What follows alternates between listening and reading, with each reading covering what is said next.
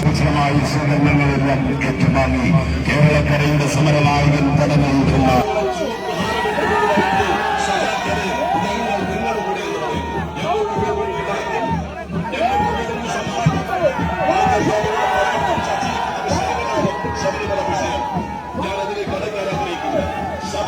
മോഷണം നടത്തിയതാണ്.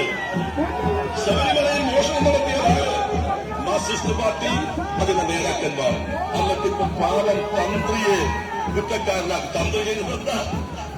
തന്ത്രിയല്ല ഭരണം നടത്തുന്നത്.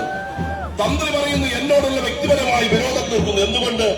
ശബരിമലയിലെ 18-ാം പടിയിലേക്ക് യുവതികളെ കയറ്റാൻ ശ്രീ പിണറായി വിജയന്റെ ഗവൺമെന്റ് തീരുമാനിച്ചപ്പോൾ അതിന് അനുവാദം കൊടുക്കാത്ത തന്ത്രിയെ കുറ്റക്കാരനാക്കി മാറ്റി രാഷ്ട്രീയമായി